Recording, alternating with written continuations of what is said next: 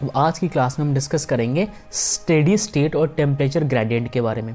Important topic है, आप इस पर मार्क कर सकते हैं, पूछ सकते हैं आपसे एग्जाम में, but knowledge point of view से बहुत ज़्यादा इंपॉर्टेंट है। तो आइए ज़रा डिस्कस करें क्या होता है ये सब। देखिए, पूछा ये है कि पहले तो आप ये बताओ कि जो वेरिएबल स्टेट है वो क्या होगा, और फिर आपसे बोला है कि आप स्टेडी स्टेट बताओ थर्मल कंडक्शन के केस में।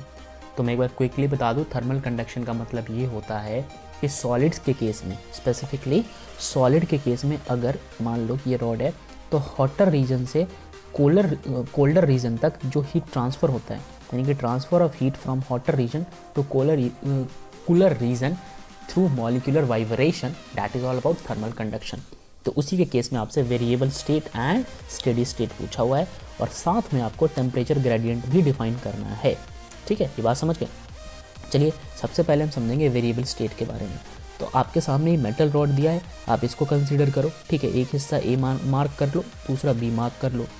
अब हीट जो है, मान लो कि ए वाला जो पार्ट है, जैसा लिखा हुआ है यहाँ पे, ये हॉटर पार्ट है ए वाला। ठीक है, तो हॉटर पार्ट से जो है हीट ट्रांसफ़र होगा, ऑब्वियस सी बात है, कोल्ड एंड पे।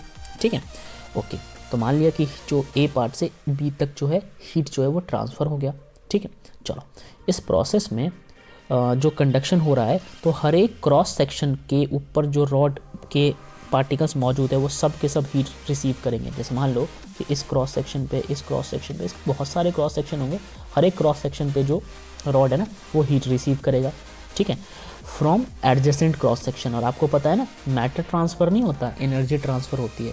तो मान लो यहाँ पे जो एनर्जी होगी वो केवल यहाँ मतलब वो एनर्जी ट्रांसफ़र होगी, यानी कि ये देखो, ये एक क्रॉस सेक्शन है, ये क्रॉस सेक्शन है, तो यहाँ वाले क्रॉस सेक्शन से एनर्जी इस वाले क्रॉस सेक्शन पे जाएगी, ना कि ये मैटर उठ के यहाँ चला जाएगा। मैं ये बात कहना चाहता हूँ। ठीक है, तो एडजेसेंट वाले से जो है रॉड का क्रॉस सेक्शन वो एनर्जी ले लेगा। A part of this heat is absorbed by cross section itself whose temperature increases and another part is lost into atmosphere by the convection, okay, and radiation from this side of cross section. बहुत important बात कही गई है। Suppose करो कि एक line ये बनाता हूँ मैं और दूसरा मैं ये बनाता हूँ। अच्छा, ये लाइंस क्या है? ये क्रॉस सेक्शन है। ठीक है, तो ग्रीन वाले क्रॉस सेक्शन ने पर्पल वाले क्रॉस सेक्शन से हीट एनर्जी जो है वो एब्जॉर्व करी। ठीक है, तो इस वाले ने इसको हीट एनर्जी दे दिया। अब मान लो कि इस वाले के पास था 10 जूल, तो क्या ये 10 जूल ट्रांसफ़र करेगा इसको? पहले इसका आंसर है नहीं। ये तो करता है अपनी ओर से 10 जूल ट्रांसफ़र, मगर होता क्या है कि कुछ पार्ट ही ट्रांसफ़र होता है, कुछ पार्ट जो है वो सराउंडिंग में भी तो रिलीज़ हो जाएगा। ठीक है, तो सराउंडिंग में कुछ पार्ट रिलीज हो जाता है रेडिएशंस की फॉर्म में। किसके फॉर्म में? रेडिएशंस की फॉर्म में, यानी कि इसमें से कुछ पार्ट ना ऐसे रेडिएशन की फॉर्म में बाहर निकल जाती है। ठीक है, और कुछ पार्ट जो है वो कन्वेक्शन की फॉर्म में बाहर निकल जाती है। ठीक, ये बात समझ गए अच्छे से? चलिए, तो अगर ऐसा कुछ होता है तो कुछ ही एनर्जी जो है वो अगले को मिलता है, यानी कि नेक्स्ट क्रॉस सेक्शन को मिलता है। ठीक है, and the rest is conducted to next cross section, तो जो बचा होता है ना वही मिलता है। ओके, अब हम आगे अगर बात करें तो in this state the temperature of every cross section of rod goes on increasing with time. तो वक्त के हिसाब से हर एक जो क्रॉस सेक्शन है उसका टेम्परेचर बढ़ता रहता है। अब आप कह सकते हो कि पिछले के कंपैरिजन में इतना नहीं बढ़ता, लेकिन मान लो कि यार ये पहले ठंडा था, कुछ ना कुछ तो मिला ही ना इससे। ठीक है, कुछ ना कुछ तो इस वाले को मिला इसके वजह से। ठीक है, तो जाहिर सी बात है टेम्परेचर जो इंक्रीज़ करेगा। अब सोच के देखो ना, यहाँ पे कोई होगा एक एंड, ठीक है, ये तो बिल्कुल ठंडा पड़ा है, मगर कुछ तो एनर्जी इस वाले से इसको ट्रांसफ़र होगा। ठीक है, तो यही बोला गया। Okay, the rod is set to be in variable state of heat conduction. तो इस वक्त आप रॉड को कहोगे वेरिएबल स्टेट में।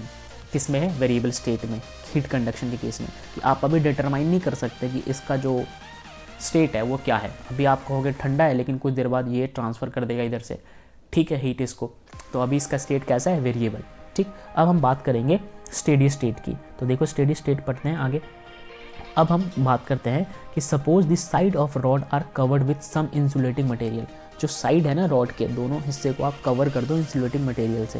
देखो मैं आपको बताता हूँ, यहाँ पे ड्रॉ करके, प्रॉपर ड्रॉ करता हूँ आपके लिए यहाँ पे। ठीक है, ये रॉड है मान लो।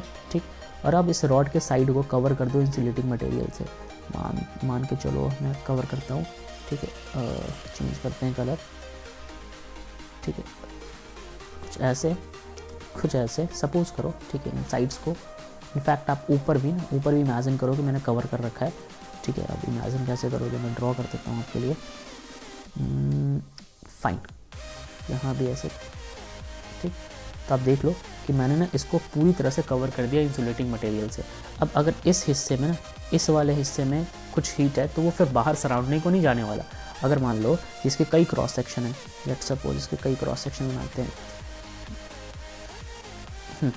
एक ये रहा, एक ये रहा, एक ये रहा, एक ये रहा, एक ये रहा, कई सारे क्रॉस सेक्शन बना दिए। अब इससे जो ट्रांसफ़र होगा इस वाले को, ठीक है, तो सपोज इसके पास 10 जूल है तो वो पूरा का पूरा इसको ट्रांसफ़र करेगा। अब ये वाला जो है अपनी एनर्जी को रिलीज़ नहीं करने वाले सराउंडिंग को, बिकॉज ऊपर क्या लग गया, इंसुलेटिंग मटेरियल लग गया, तो वो जाने नहीं देगा। इसके पास टोटल चांसेस हैं कि अपनी सारी एनर्जी को इसको ट्रांसफ़र कर दे, ना सिमिलर वे ये इसको और ये इसको, ठीक है, समझ गए। तो अब ऐसा होते जाएगा, तो ऐसे होते होते होते होते एक ऐसा टाइम आएगा कि रॉड के सारे हिस्से जो है वो हीटअप हो जाएंगे। अब जितनी एनर्जी इसकी उतनी एनर्जी इसकी। अगर आप मान लो कि इधर से कॉन्टीन्यूसली हीट की सप्लाई कर रहे हो, ठीक है, तो ये हीट ना फिर लगातार इवनली सब में डिस्ट्रीब्यूट होता जाएगा, ठीक है। तो ऐसे स्टेट पे आके जो भी रॉड का टेम्परेचर होगा उसको आप कहते हो स्टेडी स्टेट, ठीक है।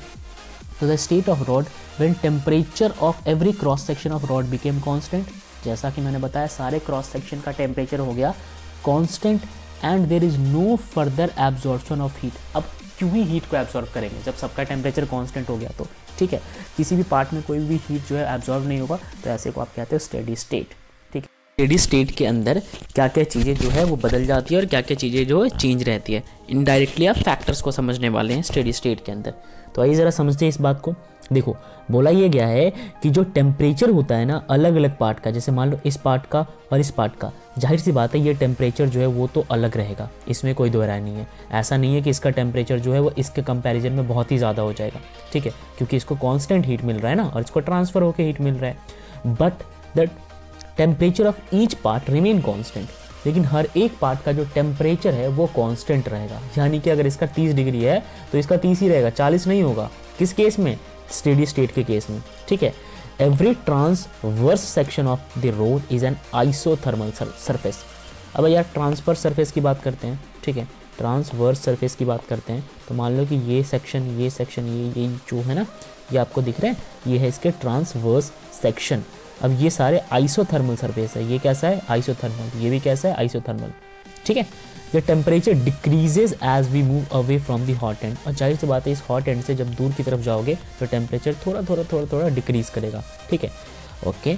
अब बात करते हैं कि जो क्वांटिटी ऑफ हीट फ्लो कर रहा है हर second through every cross section वो कांस्टेंट होगा। जो मैंने आपको बताया था कि अगर यहाँ से यहाँ 10 डिग्री जाएगा तो यहाँ से यहाँ भी 10 डिग्री, यहाँ से यहाँ भी 10 डिग्री, ठीक है। टेम्परेचर के तौर पे मैं आपको बता रहा हूँ इतना हीट जो है वो ट्रांसफ़र होगा, ठीक है।